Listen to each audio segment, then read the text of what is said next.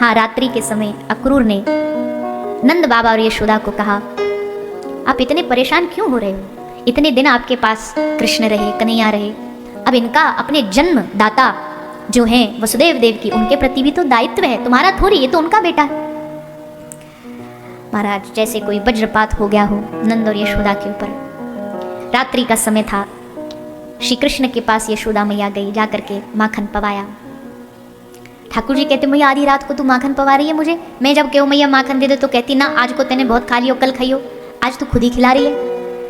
यशोदा मैया कहती, इसलिए खिला रही हूँ, पता नहीं फिर कल ये मौका मिले ना मिले, फिर जीवन में मौका मिले ना मिले, इसलिए खिला रही हूँ। पर मैया ऐसी बात काय को कर रही है तू? अरे परसों की तो बात है, कल जाऊंगा मेला में, मेला देख के, उत्सव देख के परसों लौट आऊंगा। पर यशोदा मैया का हृदय बार बार इस बात को कह रहा है कि यशोदा, ये आखिरी बार है, अपने लाला को जितना पवा सकती है, लाड़ लड़ा सकती है लड़ा ले, उसके बाद ये मौका, ये अवसर मिले न मिले। सुबह हुई भैया, और सारा ब्रज मानो प्राणहीन हो गया। किसी ने हमारे प्राण चुरा लिए, किसी ने हमारी श्वास रोक दी। पूरे ब्रज के सखा, ग्वाला, गोपी, गैया, सारे ब्रज में नंद महल के सामने जाके खड़े हो गए, झुंड की झुंड। कन्हैया को हम नहीं जाने देंगे। सखा कहते, ऐसे कैसे चलो जाएगो? हम ते आज तक पूछे बगैर कहीं ना गए हो, ये आज कैसे जाएगो? हम नहीं जाने देंगे। गैया, बछिया, बछड़ा बोल तो कुछ सकते नहीं, पर नंद महल के सामने खड़े होकर के छोटी छोटी बछिया, सबकी आंखों में आंसू भरे हैं। मानो श्री कृष्ण की ओर देख के कह रही हैं कि हे श्याम सुंदर, तुम चले जाओगे, हमें चराने कौन जाएगा? हमें बांसुरी के स्वर से कौन, हम अनाथ हो जाएंगे। हमारे स्वामी आप ही हो, हमारे नाथ आप ही हो, कहां ढूंढेंगी हम आपको? और ये बात सच्ची है, कृष्ण के जाने के बाद कभी ब्रज ने बांसुरी की ध्वनि सुनी नहीं, और ना कभी कृष्ण ने बांसुरी को छुआ। ठाकुर जी ने कभी बांसुरी नहीं छुई ब्रज से जाने के बाद, कभी माखन नहीं खाया ब्रज से जाने के बाद। ये तो सब भैया प्रेम के चिन्ह हैं, और ये बस प्रेम की धरती पर ही शोभा देते हैं। बाहर निकले कृष्ण बलराम, रथ तैयार हो गया, रथ पर बैठने को ठाकुर जी तैयार हो गए। गोपी भागी भागी आई, अक्रूर से पूछती है, किससे पूछ के ले जा रहा है तू कन्हैया को? अक्रूर ने कहा, मैंने नंद यशोदा से पूछ लिया है। और किससे पूछा? मैंने महाराज कंस से पूछ लिया है, मैंने रोहिणी मैया से पूछ लिया है। गोपी चीख उठी, क्या तूने इस वृंदावन के वृक्षों से पूछा कि कन्हैया के बगैर वो कैसे जिएंगे? क्या तूने इन गैयाओं से पूछा कि इनके बगैर चारा गले से नीचे उतरेगा कि नहीं उतरेगा? तूने हम गोपियों से पूछा, और क्या तूने हमारी श्री राधा रानी से पूछा? उनसे आज्ञा ली कि उनके कृष्ण के बगैर ये पूरा ब्रज अनाथ हो जाएगा। इस ब्रज के पाषाण, इस ब्रज के पत्थरों से तूने पूछा, इस यमुना जी से तूने पूछा, इस ब्रज के पुष्पों से तूने पूछा। हम कृष्ण को नहीं जाने देंगे। सारी ब्रज गोपियां रथ के सामने आके लेट गईं। ठाकुर जी ने सोचा, आज अगर इनको नहीं समझाया तो यहाँ पूरी गोपियों के शव बिखरे पड़े होंगे। उतरे ठाकुर जी रथ से, गोपियों को जाकर के समझाए, गोपी तुम तो जानती हो मैं कर्तव्यों में बंधा हूँ, मेरा धर्म है बेटा होने के नाते कि मैं जाऊँ माता पिता को मुक्त कराऊँ। गोपी कहती, हम नहीं समझती धर्म और अधर्म क्या है, हम नहीं समझती तुम्हारा कर्तव्य क्या है, तुम्हारी जिम्मेदारियाँ क्या है। हम बस इतना जानती हो तुम हमारे प्राण हो, और आज हमारा प्राण हमसे दूर जा रहा है। भगवान कहते, गोपी चिंता न कर, मैं तो यहाँ कण कण में बसा हूँ, मैं कहाँ जाऊँगा इस ब्रज को छोड़ के। खूब सांत्वना जितना भगवान दे सकते थे भगवान ने दिया। रथ चला, यशोदा मैया तो घर में ही मूर्छित होकर गिर पड़ी। गोपी ने जाके मैया को जगाया, मैया उठ, अरे कन्हैया लाला जा रहा है, अगर ये निकल गया चला गया तो फिर पता नहीं कब मिलेगा, एक बार अंत में देख ले। तब मैया उठी, भागी भागती भागती कन्हैया कन्हैया कहती कहती रथ के पीछे भागी जा रही है। ठाकुर जी ने देखा मैया पीछे पीछे भागी आ रही है। अक्रूर को कहा, अक्रूर रुक, और ठाकुर जी रथ से नीचे उतरे, मैया के पास आई। मैया यशोदा हाथ जोड़ करके कन्हैया से बोली, लाला एक बात मैंने कल सुनी, तू भी सुनेगा क्योंकि अब तो बड़ा हो गया है। अक्रूर ने कहा कि तू मेरो लाला ना है, तू देवकी को लाला है, तेने वाके गर्भ ते जन्म लियो है। ये बात तो को पतो तो लग गई होगी, पर लाला ये मत सोचियो कि तू मेरो लाला नहीं हो तो मैंने तो को दिल ते प्रेम ना करो। कहीं तू उखल बंधन की वाली लीला को याद करे कि मुँह को रस्सी ते बांध दियो, मुँह को क्षमा कर दियो। मैंने कभी डांट लगाई, कभी कान पकड़ो, कभी रस्सी ते बांधो, कभी उखल ते बांधो। मुझको माफ कर दियो। ठाकुर जी मैया के हाथ पकड़ ले, प्यारी मैया तू कैसी बात कह रही है, क्षमा कर दियो। अरे मैया जो प्रेम तेने मोकू दियो वाकू तो मैं 1000 जन्म भी ले लूंगा ना तो तेरे प्रेम के ऋण ते ऋण नहीं होंगे। पर मैया तू चिंता ना कर, मैं यही हूं, तुम सब ब्रजवासियों के संगी हूं। सबको ठाकुर जी यही बात बोलने पर कौन को हृदय या बात को गवाही दे कि हाँ ये नहीं जा रहे, ये यही है। ठाकुर जी सबसे मिलजुला करके फिर गए। गोपी ने कही एक बार जाके किशोरी जी से तो आज्ञा ले लो, उनसे तो जाके निवेदन कर दो। तब श्री ठाकुर जी आए। किशोरी जी यमुना जी के तट पर बैठी हुई।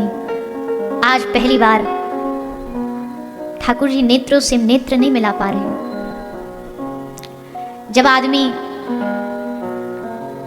किसी का लिया हुआ धन, किसी का लिया हुआ ऋण उतार नहीं पाए तो क्या करता है, अपने सर से पाग उतार के उसके चरणों में रख देता है कि भैया मैं हार गया। आज श्री श्याम सुंदर अपना मुकुट उतार के श्री किशोरी जी के चरणों में रख देते। आंख में अश्रु है। श्री जी ने पूछा कि श्याम सुंदर आप और उदास, आपके चेहरे पर उदासी, आपकी आंखों में अश्रु शोभा नहीं देते, क्यों ये दशा बना रखी है? पर आज कौन से शब्द बोलूं जिससे मैं इनको धैर्य दिला सकूं? श्री ठाकुर जी ने हाथ जोड़ के कहा, हे श्री राधे, आज यहां कृष्ण नहीं बैठा, आज यहां एक अपराधी बैठा है।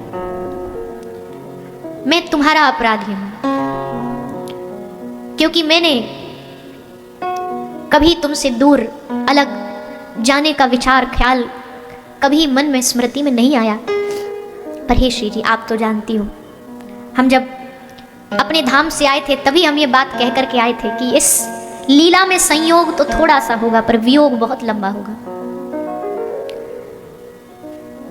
इस ब्रज भूमि ने ये जो विरह की भक्ति है, जो व्याकुलता की भक्ति है, जो अश्रुओं की भक्ति है, इस ब्रज भूमि ने तभी सीखी जब 100 साल के विरह ने इस पूरे ब्रज को अपने आंचल में ढक लिया था। क्योंकि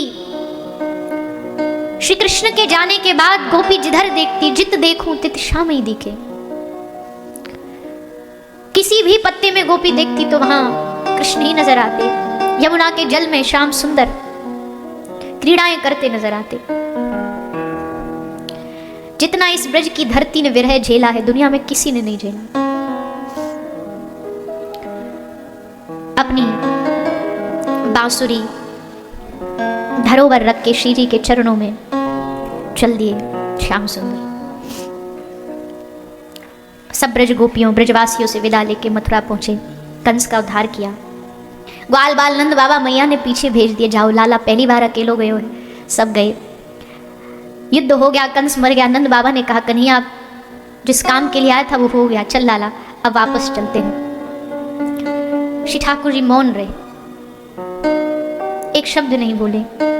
उनके मौन से ही बाबा को उत्तर मिल गया और खाली हाथ नंद बाबा ब्रज के सखा सब लौट करके आए। 3 दिन बाद रथ आया। जैसे ब्रज में प्रवेश किया ब्रज में आनंद हो गया। सब खुशी से भागे भागे नंद महल पहुंच गए। अरे कन्हैया आगो, लाला आगो, रथ आगो, कन्हैया वापस लौट आयो। उतरे नंद बाबा रथ से, भीतर गए। मैया ठाड़ी वहीं पे माखन लेके कि लाला को माखन खवाऊंगी। उतरे नंद बाबा, इधर उधर देखी मैया ने, लाला कहाँ है? बाबा चुप रहे। मैया बोली बड़ो उद्यमी है, छुप गए होगो कहीं, दुबक गए होगो, अब मेवा को ढूंढ के लाऊंगी। यशोदा सबरे घर में ढूंढने के लिए भागती जा रही है, भागती जा रही है। नंद बाबा ने मैया को पकड़ के बिठायो और कही यशोदा कन्हैया ना वापस आयो। वो वहाँ मथुरा में अभी बहुत काम बाकी है, बहुत दैत्यन को मारनो है, बहुत राजपाट सब फैलो पड़ो है, वाकु संभालनो है, या कारण कन्हैया वापस नहीं आया। सबरे ब्रज ने जैसे सुनी कि कन्हैया ना लौटे, ऐसे लगी जैसे काई ने शरीर से प्राण अलग कर दिए हों। अब बस देह बाकी है, शरीर बाकी है। समय बीतता गया, बीतता गया। ये हालत केवल ब्रज के लोगों की नहीं है भैया, बड़ा मुश्किल है किसी प्रतिष्ठित व्यक्ति का अपने दुख को छुपाना, अपनी पीड़ा को छुपाना। कहे तो किससे कहे? इस मथुरा में मेरी पीड़ा को समझने वाला कोई नहीं है। कृष्ण जानते इस मथुरा में सब पढ़े लिखे हैं, ज्ञानी हैं। अगर मैं कह भी दूंगा कि मुझे ब्रज की याद आती है तो हंसेंगे, क्योंकि इनको पता ही नहीं है कि ब्रज के लोगों ने मुझे कैसा प्रेम दिया। एक दिन धैर्य का बांध टूटा और श्री कृष्ण रोते रोते रोते अपनी महल की छत पर जाके बैठ गए। देवकी मैया ने उद्धव को कहा, उद्धव, मैं एक मां हूं, बालक उदास हो तो मां सबसे पहले समझती है और पूरा जोर लगा देती है कि वो उसको कैसे खुश करूं, उसको कैसे उसकी उदासी को दूर करूं। उद्धव शायद मुझसे, वसुदेव जी से संकोच करता होगा, पर तू तो सखा है ना उसका, तू उससे पूछ करके बता क्यों उदास रहता है। उद्धव जी गए, भगवान के समीप जाके देखा, आंसू आंख में बहे रहे हैं, पर उद्धव को देखते ही भगवान ने आंसू को पोंछ के छुपा लिया। उद्धव देखना सामने कितना सुंदर वन है, कितने सुंदर वृक्ष है, क्या सुंदर हवा चल रही है। उद्धव ने हाथ जोड़ के कहा, प्रभु आज बात को बदलो मत, क्या है दिल में मुझे बताओ। भगवान ने फिर बात को परिवर्तित किया। उद्धव जी ने हाथ पकड़ लिए, प्रभु हाथ जोड़ के मैं निवेदन करता हूं, अपना दुख अपनी पीड़ा मुझे बताइए। मैं उद्धव सारी दुनिया हिला दूंगा पर आपको दुखी नहीं रहने दूंगा, क्या चाहिए आपको। सुनते ही श्री कृष्ण का धैर्य टूटा, आंख से अश्रुओं की धार बहने लगी। उद्धव को गले लगा लिया, उद्धव मोहे ब्रज बिसरत नहीं। उद्धव भुलाए ये ब्रज भूला नहीं जा रहा। उद्धव मुझसे ब्रज का प्रेम भुलाया नहीं जा रहा। सपने में भी ब्रज की माटी याद आती है। उद्धव ने कहा, प्रभु कोई कमी रह गई क्या मथुरा में? प्रभु ने कहा, नहीं, कोई कमी नहीं है उद्धव। यहाँ राजकुमार, राजाधिराज, महाराज, श्री श्री कहने वाले, श्री कृष्णचंद्र कहने वाले हजारों लोग हैं, पर यहाँ कोई कन्हैया कहने वाला नहीं है। उद्धव कान तरसते हैं कि कोई एक बार मुझे आकर के कन्हैया बोले, कनुआ बोले, मुझे आकर के चिढ़ाए कि तू कारो है। मैं चाह करके भी उद्धव ब्रज को भूल नहीं पा रहा, जा सकता नहीं हूं, क्योंकि जाने के बाद मैं वहां से वापस नहीं लौट पाऊंगा, अवतार कार्य अधूरे रह जाएंगे। तू मेरा एक काम कर, मुझे पता है जो मेरी दशा है इससे कई गुना अधिक विरह में वो ब्रजवासी हैं, और अगर इस समय उनके पास कोई संदेश नहीं पहुंचा तो उद्धव मेरा ब्रज खत्म हो जाएगा, आंसुओं की बाढ़ में डूब जाएगा। इसलिए तू जाकर के एक बार उन ब्रज के लोगों को मेरा संदेशा दिया। उद्धव ने अपना ज्ञान दिखाया, क्या क्या सुनाऊंगा उन्हें, कौन सी भाषा, संस्कृत आती नहीं होगी, वेद की भाषा आती नहीं होगी। प्रभु ने कहा, उद्धव तू जानता नहीं है अभी ब्रज की गोपियों को, वेद पढ़े नहीं है उन्होंने, पर उनके रोम रोम में वेद समाये हुए हैं। उनकी तुलना किसी बड़े बड़े योग ऋषियों से भी नहीं की जा सकती है।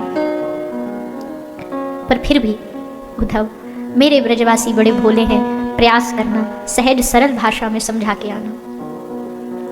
चले उद्धव रथ के पीछे पीछे कन्हैया खूब देर तक दौड़े, जहां तक दौड़ सकते थे। रथ दिखता रहा, देखते रहे।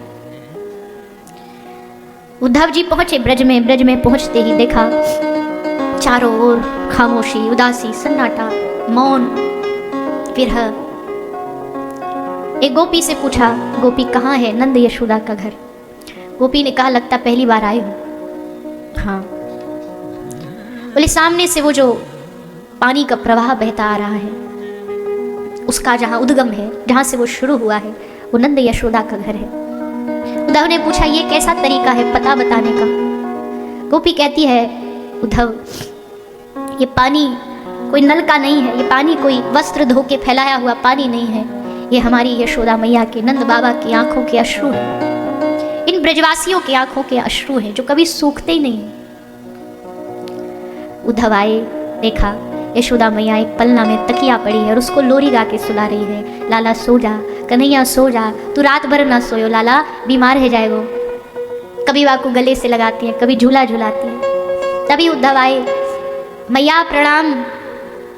एकदम मैया को होश आया, कौन है तुम? मैं तुम्हारे लाला को मित्र हूँ, सखा हूँ। मेरो लाला कहाँ है? वो तो छोटो सो पलना में सो रहे हो।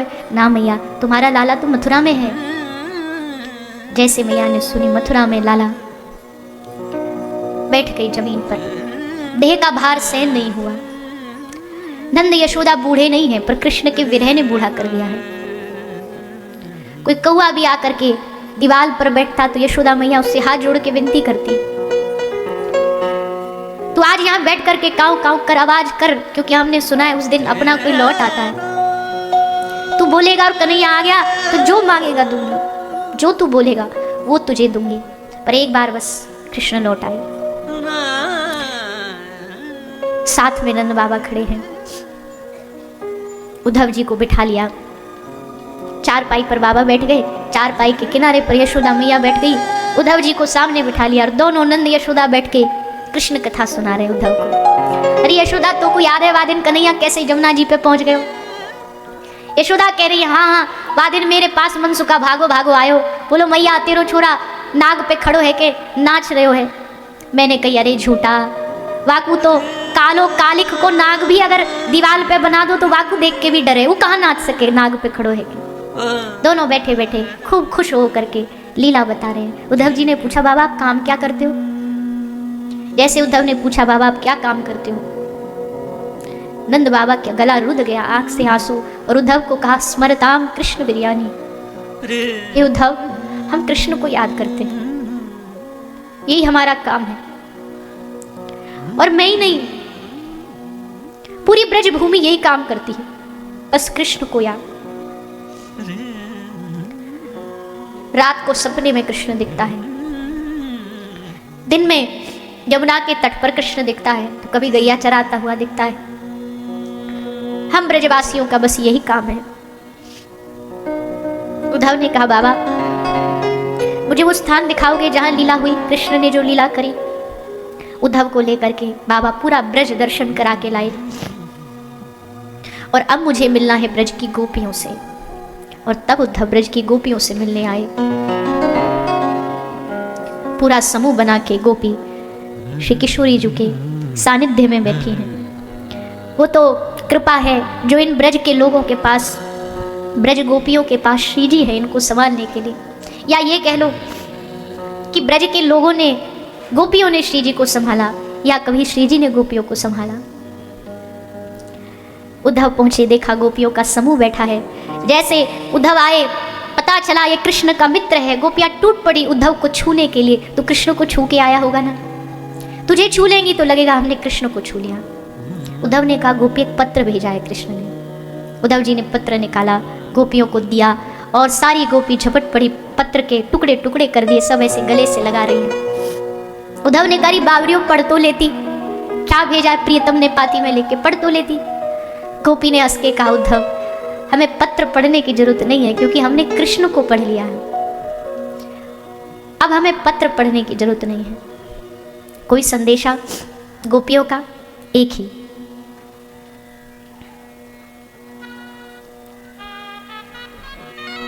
तेरे बगैर सावरिया जिया नहीं जाए, तुम आके बाह पकड़ लो तो कोई बात बने।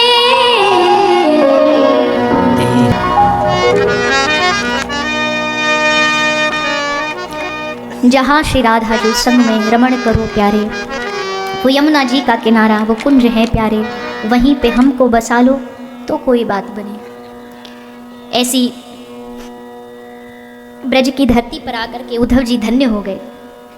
इस ब्रज के भाव को देख कर के उद्धव डूब गए इस ब्रज रस में और बार बार श्री किशोरी जी के चरणों में निवेदन करते हैं, स्वामी जी इस ब्रज से अब हमको वापस नहीं लौटाओ, अब हम यहीं रहेंगे, अब इसी ब्रज में रहेंगे, आप कृपा कर दो। श्री किशोरी जी ने समझाया, उद्धव उधर श्याम सुंदर प्रतीक्षा कर रहे होंगे,